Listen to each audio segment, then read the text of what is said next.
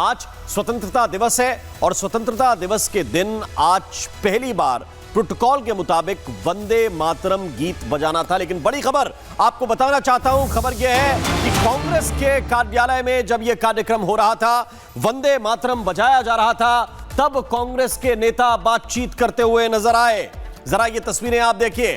कांग्रेस नेता, वो भी कोई सामान्य नेता नहीं है, कांग्रेस के अध्यक्ष मल्लिकार्जुन खड़गे, कांग्रेस की सुप्रीमो एक तरह से सोनिया गांधी और नेता प्रतिपक्ष राहुल गांधी, ये सब बातचीत कर रहे हैं, इशारे कर रहे हैं। ये क्या इशारेबाजी हो रही है?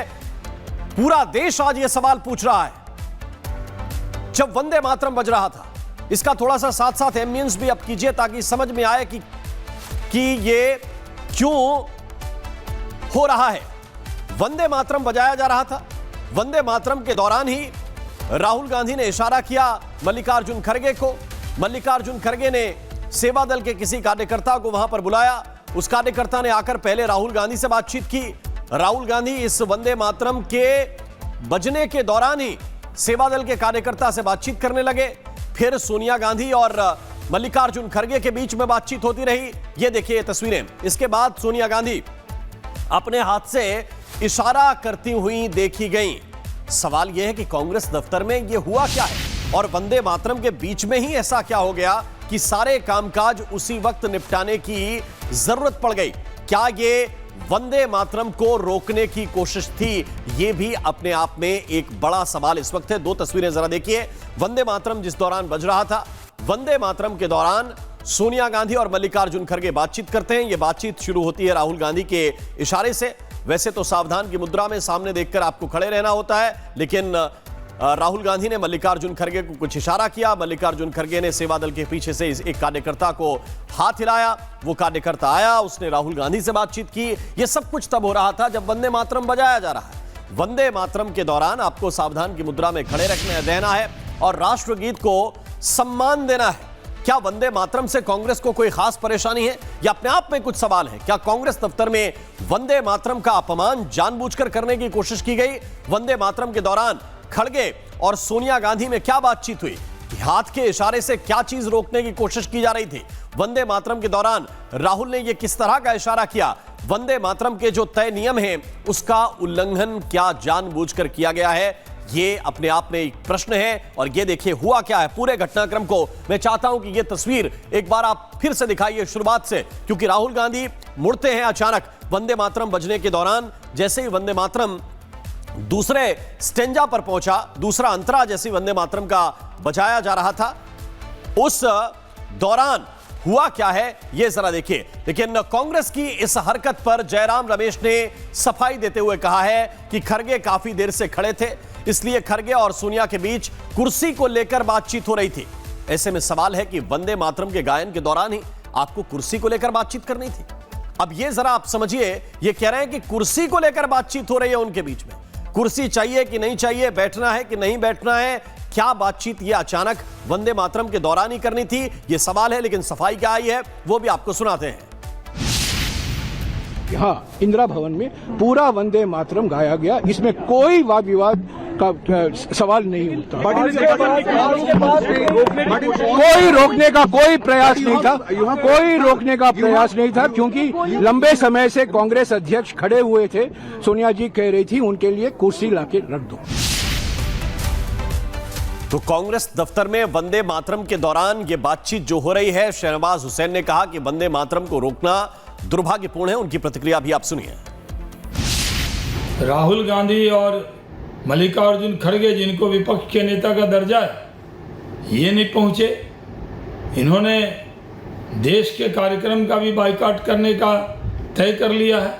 ये बहुत दुर्भाग्यपूर्ण है। साथ में कांग्रेस दफ्तर में भी जब वंदे मातरम गाया जा रहा था, उसको भी रोकने का प्रयास हुआ। ये भी बहुत दुर्भाग्यपूर्ण है। और मेरे सहयोगी मानव इस वक्त ज्यादा जानकारी के साथ सीधे जुड़ रहे हैं। मानव, अपने आप में ये सवाल है कि ये रोकने की कोशिश हुई या कुर्सी मंगाने की कोशिश हुई या ये समझाने की कोशिश हुई कि आपको बैठ जाना चाहिए या खड़े रहना चाहिए? ये सारा आपको तभी याद आया जब वंदे मातरम हमारा देश का राष्ट्रगीत और नया जो वंदे मातरम के सम्मान के लिए कानून पास हुआ है, उसके बाद आपको उन्हीं 2-3 मिनट के अंदर यह पूरा संवाद करना है।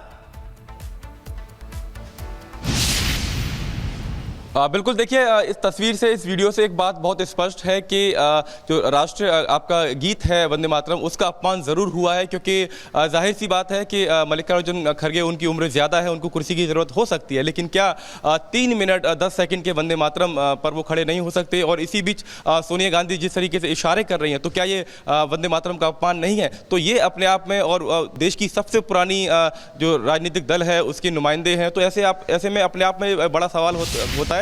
लेकिन अगर आप उस वीडियो को देखें तो 1 मिनट 38 सेकंड तक सब कुछ ठीक था, वंदे मातरम गाया जा रहा था और लोग वहां पर उसको इंदिरा भवन में लाइव गा रहे थे। लेकिन अचानक से सोनिया गांधी को कुछ आपत्ति जैसा होता है, और ये उनके हाव भाव से, उनके जब हाथों के इशारों से अगर आप देखेंगे तो हमारे दर्शक समझ पाएंगे कि वो इशारा करती है राहुल गांधी की तरफ। राहुल गांधी अपने किसी कार्यकर्ता से बात करते हैं, फिर कार्यकर्ता मल्लिकार्जुन खड़गे के पास जाता है, फिर सोनिया गांधी के पास जाता है। तो इसमें तर्क अब ये दिया जा रहा है कांग्रेस की तरफ से कि मल्लिकार्जुन खड़गे बहुत देर से खड़े हुए थे, उनको बैठने के लिए कुर्सी दी जानी थी, और इसीलिए सोनिया गांधी ने आपत्ति जताई। लेकिन सबसे बड़ा सवाल यह है कि जब वंदे मातरम का गायन हो रहा है और जब कांग्रेस खुद कह रही है कि हम पूरे 6 पद वाला, 6 पैरा वाला वंदे मातरम गा रहे हैं, उसमें हम लोग भी अपनी भागीदारी दे रहे हैं, एक तरीके से ऐसा लग रहा है जैसे देश के ऊपर एहसान कर रहे हैं वंदे मातरम गाकर।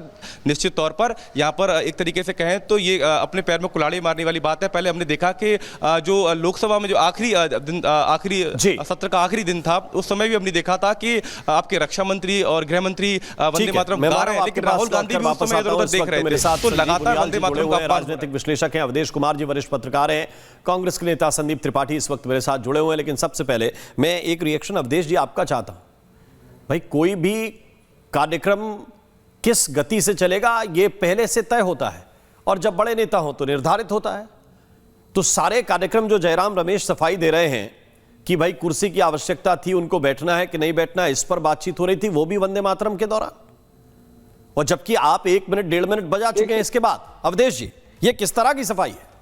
देखिए, ये पाप और अपराध करते हुए उस पाप और अपराध को स्वीकार न करना एक प्रकार से ऐसा दुराग्रह है, हठधर्मिता का ये है। सीधी कहना चाहिए कि वो गलती हो चुकी है, उनको कुर्सी की जरूरत थी लेकिन उस समय ध्यान नहीं गया, उनसे गलती हो चुकी है वंदे मातरम के समय। तो इसलिए वो नहीं कह के, ये कांग्रेस के वर्तमान कैरेक्टर को दिखाता है कि किसी भी परिस्थिति में उनके अंदर अब इतनी विनम्रता नहीं है, अपने राष्ट्र गीत से लेकर के राष्ट्रीय प्रतीकों को लेकर बाकी के प्रति वो गरिमा और सम्मान का भाव नहीं है। बोलने की आवश्यकता क्या थी?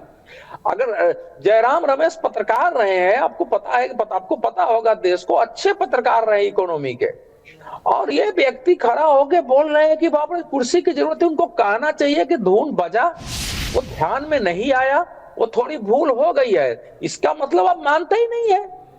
ये जो नियो लेफ्ट जो है, आज प्राइम मिनिस्टर ने जो अपने भाषण में कहा कि भाई ये जो मानसिक रूप से वो जो उस प्रकार के जो नक्सली और माओवादी जगह जगह बैठे हुए हैं, उनको समझने की जरूरत है।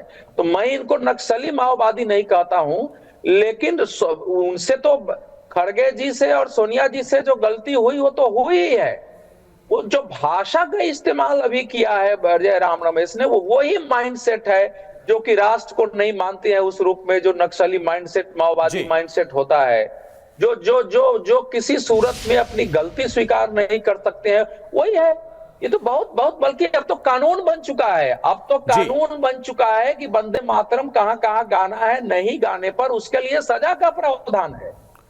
अब ये तो सवाल संदीप त्रिपाठी, वंदे मातरम बजाया जाएगा तो कितना बजाया जाएगा, सब कुछ पता होता है।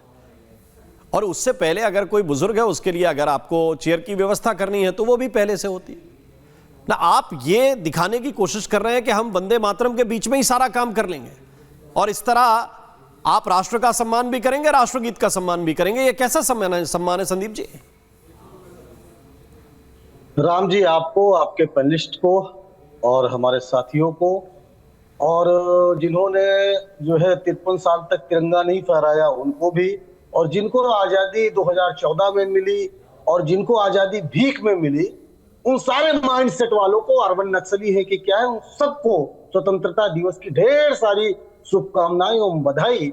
और ये 2014 के बाद आजादी अंधभक्तों और भाजपा और दक्षिणपंथी लोगों को मिली है।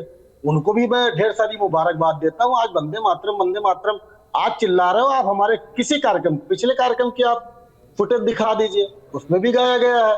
जब ये कानून नहीं बना था तब भी गाया था। पूरा कब गाया गया? जी पूरा सर, कब गाया गया है? पूरा क्या होता है सर? पूरा क्या होता पूरा है? और अधूरा क्या? पूरा होता है और क्या होता है? क्या है? अरे नहीं, पूरा क्या होता है? मतलब आपको नहीं पता कि आधा क्या होता है, पूरा क्या होता है? नहीं, पूरा अधूरा अभी भी अधूरा है सर। क्या सारी पंक्तियां ले ली गई है क्या? नहीं तो जो निर्धारित सरकार की ओर से किया गया है, जो सारे देश के लिए जारी किया गया है, उसका अधूरा और पूरा आपको नहीं पता क्या होता है?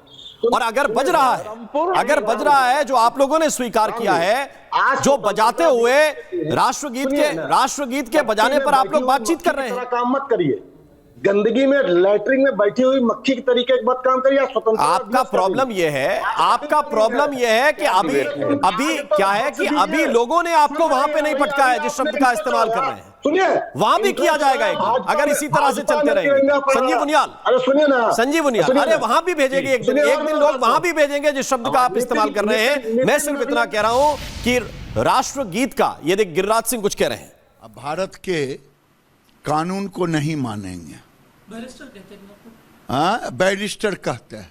मैं पूछता हूं बैरिस्टर साहेब, आपके धर्म में शरिया कानून में कहता है चोरी करने वाले का हाथ काट लिया जाए, तो कितने लोगों का आपने हाथ कटवाया? उस समय तो भारत के जो कानून है CRPC, उसको आप मानने लगते हो। तो मीठा मीठा गट गट, अथिता तिता थू थू, जो वंदे मातरम का अपमानित करता है वो राष्ट्र को अपमानित करता है। ये जो वैसी जिन्ना के रास्ते पर चलने वाले हैं, ये देश को टुकड़े टुकड़े करना चाहते हैं, ये देश में गजवाए हिंद लाना चाहते हैं। भारत में इनको जैसा मन वैसा कानून को यूज करेंगे। अगर शरिया कानून मानते हो तो पूरा शरिया मानो,